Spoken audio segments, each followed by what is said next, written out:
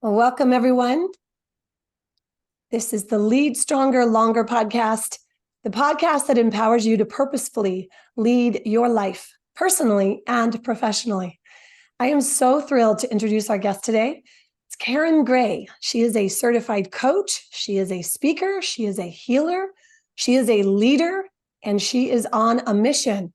She's on a mission to help professionals unlock their potential by mastering their thoughts, their self-worth, and their money mindset. I met Karen in a peer group, and I knew with her experience in the corporate financial world, as well as her own journey and transition to becoming a business owner, and now she's the CEO of Gray Legacy Partners, as well as being the president of the Texas Business Women's Association or organization, and she is the chief of staff and a partial owner of Success North Dallas. And I got to tell you, she's probably going to share some insight that we all want to take notes on. So grab your notebook and let's get going. Karen, welcome. Oh my gosh. So Thank excited you. to have you. Yeah. You look gorgeous, by the way. I love that red on you and the angel. Thank you. My power color. Walking in my power color this morning or this Love afternoon. it. Love it. Love it. All right. Well, let's start off with your favorite quote or mantra. Oh my gosh. I would say my favorite quotes have evolved throughout the years, but I absolutely love the quote, be a go-giver. And it really comes from that place of leading with value and making someone else better because they had the opportunity to know you, talk to you, be with you. So go be a go-giver is my mantra. Okay. Can we unpack that a tiny bit? Is this from BNI? No, it's actually from the book called The Go Giver by Okay. Bob Berg and Okay. David Mann.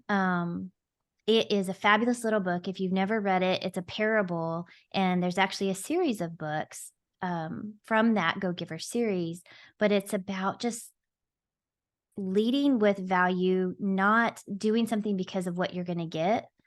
I'm sure BNI follows that same philosophy. So how can I lead? How can I add value to someone else's life? But the book is just fabulous. And when you read it and get to meet Bob, he lives that principle. And so you just see it in his example. And I love it. So Yeah, I love it. Okay, so great. Any kind of books, we love that because we add them to our reading lists. And that's one I have not read. yes, they have About it. it's Go Giver Leader too. So that might be a great resource for your listeners. Awesome. Thank you. So what actually led to your specialization?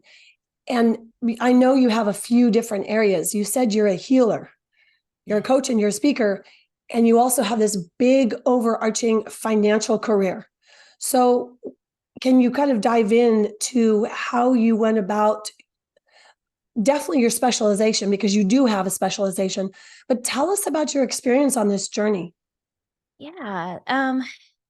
I think everything that we're here to teach, we end up going through first. And so my journey, I ended up being in financial services in that industry for just over 30 years. I served a bunch of different positions in banking and then financial advisory. And along the way, I ended up coaching my daughter. So that's how I started coaching, was coaching my daughter. She was getting ready to compete in a pageant. She had started because of a friend talked us into this. And then that friend was tragically killed in a car accident. And so I took my Dale Carnegie courses and my Rotary and Toastmasters and all the things that I had learned to be a great financial speaker and do financial seminars. And I took those skill sets and used those to help her do her interviews and speaking and queening. And she started doing really well. And what I ended up doing was coaching other girls and saw all of these similarities between how I felt as a young woman, young mom, and then, in my 30s and 40s as a woman in the marketplace and in the financial career, and what my daughter or these young girls were seeing, and what my financial clients that were females were seeing.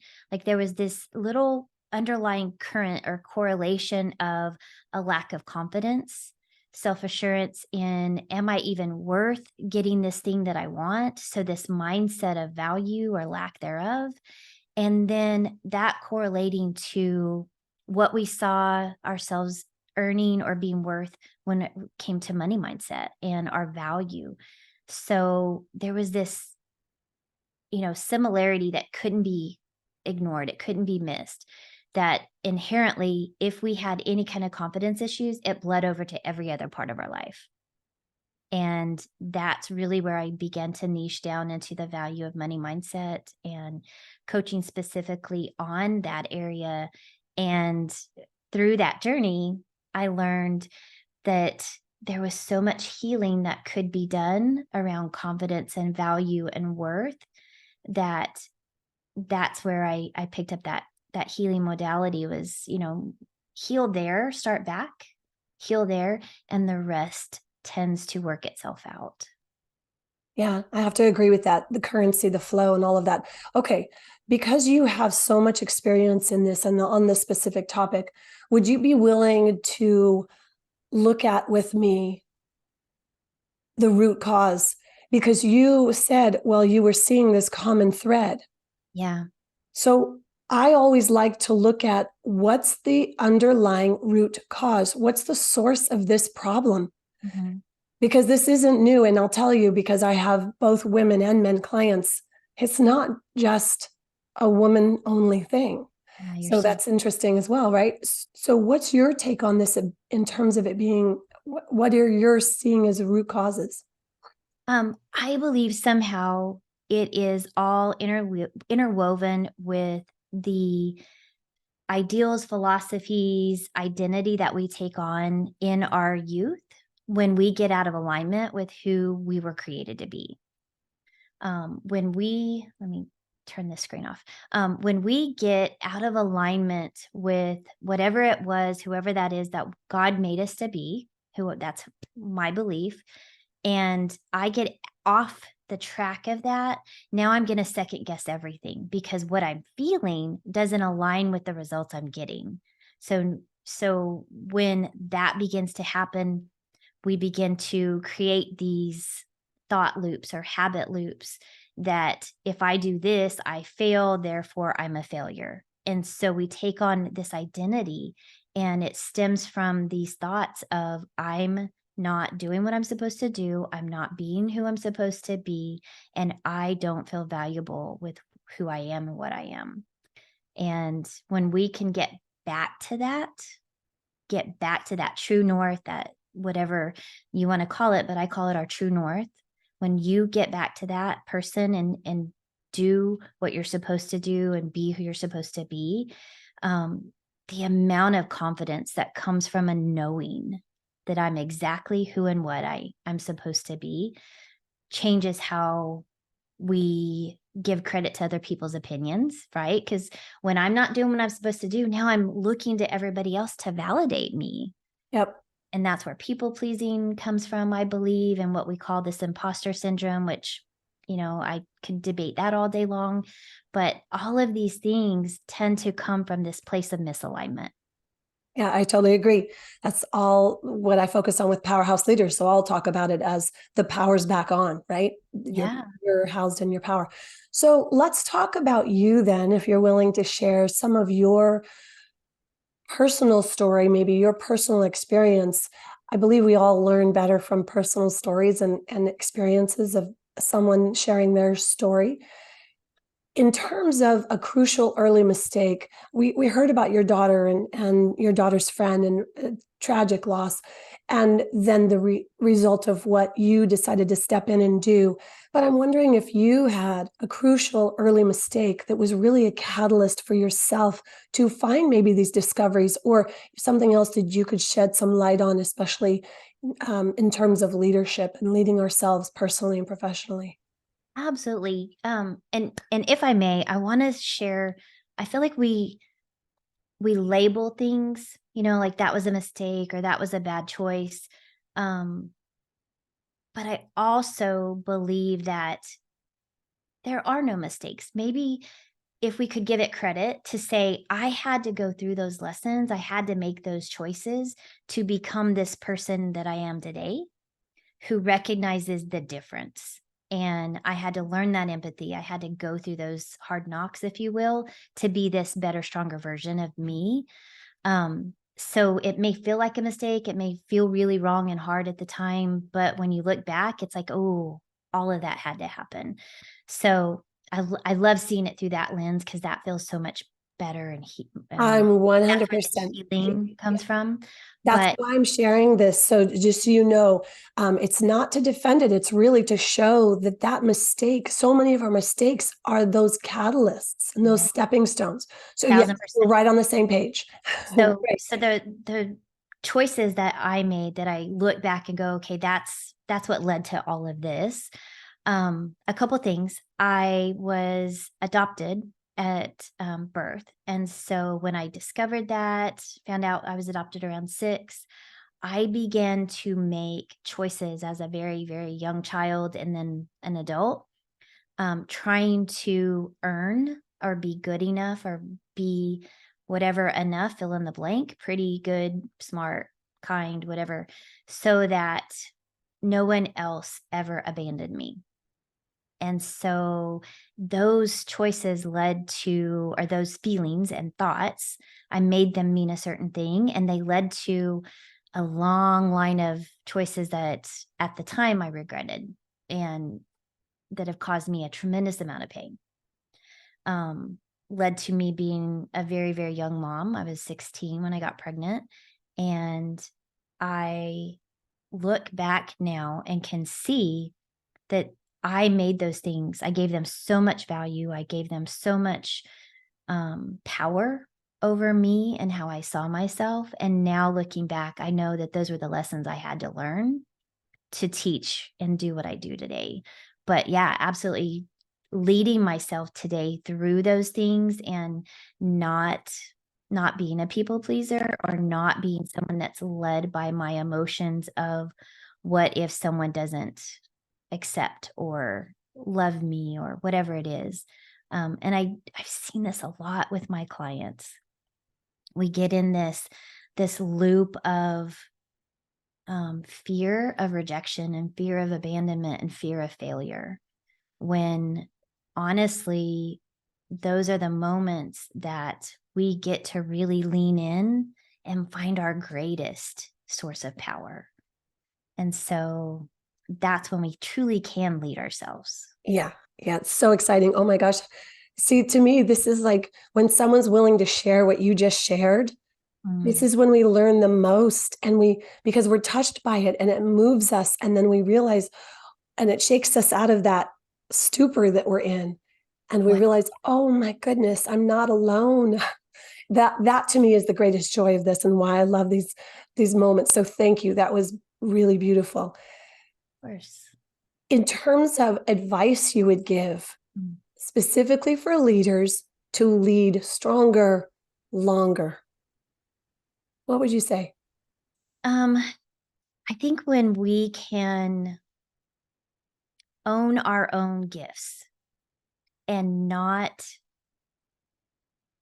I think we have this ability to, well, let me reframe. There's two thoughts there. When we can just own our gifts and our weaknesses and our strengths, right? I see our strengths as our gifts. When I can own those gifts and know that that's where I'm really meant to shine. And if I focus on that rather than spending all of my time trying to get better at my weaknesses or trying to hide my weaknesses or being ashamed of my weaknesses or those things that I really don't enjoy, if I can focus on my strengths and do those things as a leader and hire people that are able to do the things I'm not great at, really supplement myself with this abundance of talent around me that shines in ways that I don't shine, rather than feeling threatened by that or insecure about that, I can lift those people up and elevate the people around me, knowing that great leaders are people who are able to elevate others. So being that cheerleader and that go-giver where you're really taking the whole team around you, and that, rising tide lifts all boats, that saying, when you can lift those around you, it elevates your position as a leader. People want to work with people like that. Yeah, that's beautiful. You don't have to keep people under you. You don't have to step over people or feel insecure when other people have strengths that you don't. Embrace that, champion those women or those men that can come in and do things you can't do. That's why they're there.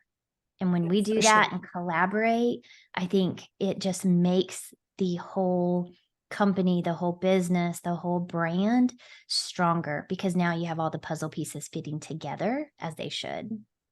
Yes, indeed. Well, I'm curious if you have another book that you would share with us. Oh gosh, I have several. Let's see. The Power of Now is one of my absolute favorites. The Go-Giver, definitely. Let's see.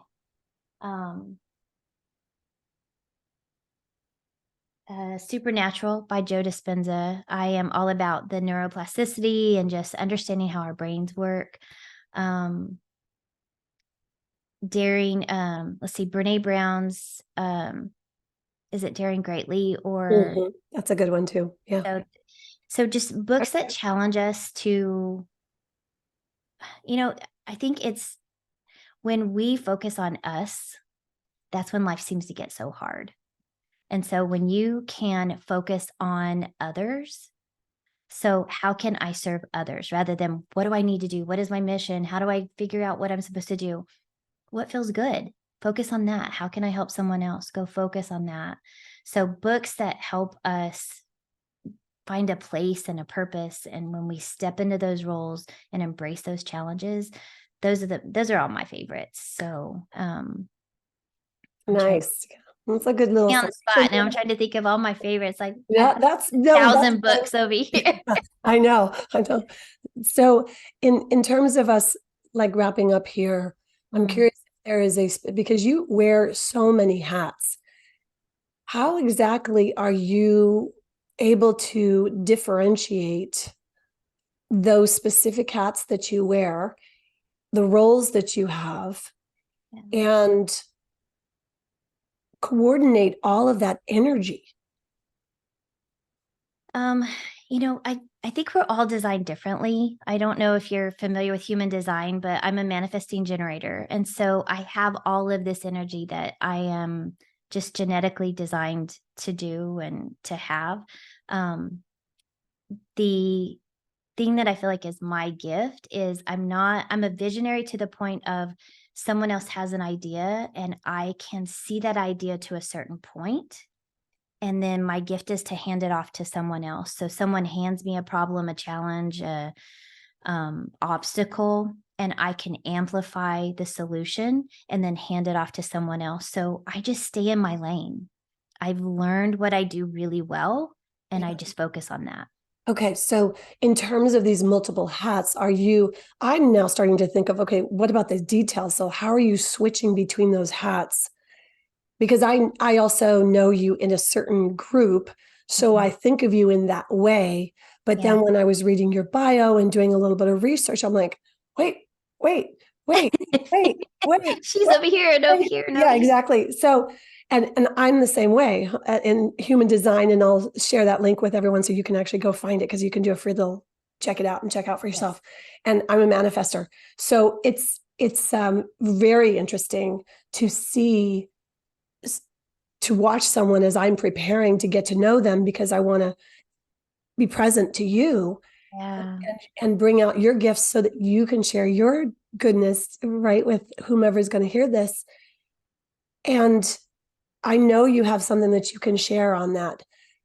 You've taken us from this key principle that you have of the go-giver, that you are just present and sharing your gifts, not thinking about your gifts, not trying to figure out what your gifts are, just being and doing it. Yeah. And go ahead. Sorry.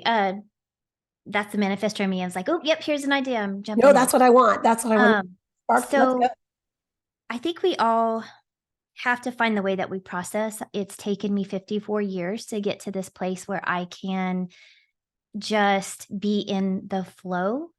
And my flow is that I've accepted this is who I am. I am all of these hats. I'm all of these things.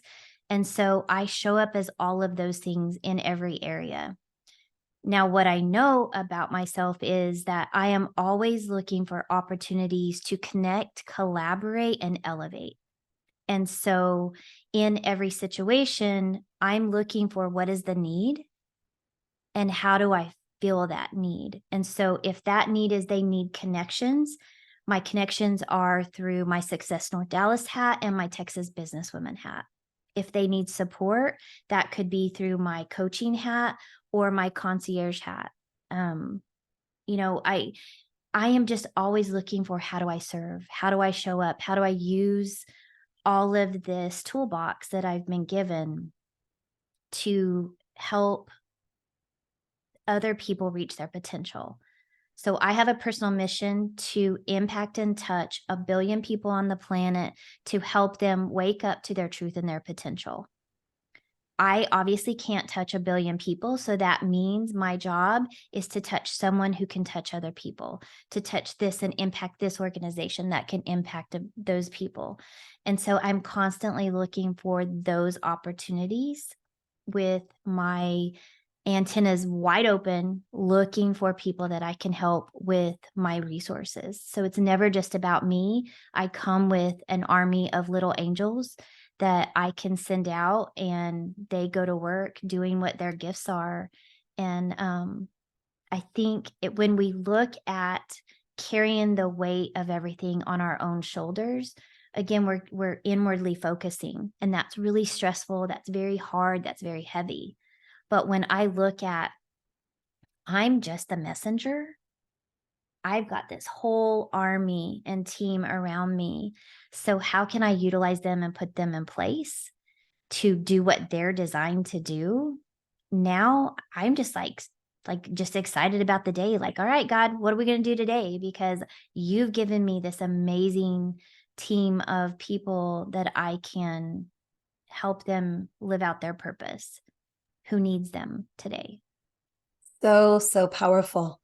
This is a completely different take on it, but this is exactly, I mean, it's amazing to hear you. And then I've heard a few people that I've interviewed, and they'll say similar pieces, but just different words. So I feel that especially now because it's so needed, what you're saying. It's so needed. And you described it in a way that is, I believe, simple, and that's the power. The power of simplicity is trusting in, and we'll say it, God, sometimes that's really pushed aside. Oh, we can't talk about God. Wait a minute, there's something more powerful than us. So stop edging God out and bring it in, because that's where our power is going to show up. So this is amazing. How can people find out more about you or reach out to you? I am searchable everywhere under Coach Karen Gray, and that's KarenGray. All my social media feeds, my website, everything's Coach Karen Gray. I try to make it super simple. I feel like that's another gift of mine is I take really complex things and I just compress and simplify them. And I'm not the smartest person on the planet, so I want to make things super simple. But they can find me there. And yes, I love that you said that about God. I feel like we all believe in something, or most of us, I guess. Maybe, well, I feel like we all do. It doesn't matter the name that you attach to it. We have a creator. We have someone that designed us. And so I choose to call him God. Some days he's, all right, Dad, what are we doing? But I just appreciate this opportunity to share that message and to hopefully encourage someone else to take the weight off your shoulders. You're not meant to carry this world alone. It's not meant to be on your shoulders. You have a team of resources. And if you're a leader, elevate and use your whole peripheral and just take a 360 view. Who do I have in my corner? And use that every single day and elevate that. Your life will be so much better. Yes, yes, and yes. Please may this go to those who need to hear this and to know this for themselves in their heart. I know this will lift up those who need to hear this. Thank you, thank you, thank you. All right. I so appreciate you. I will wrap this up and say again, thank you for being here. Thank you for your time. And thank you, all those listeners. Share this if you know someone needs to hear this message today. We'll see you on our next episode.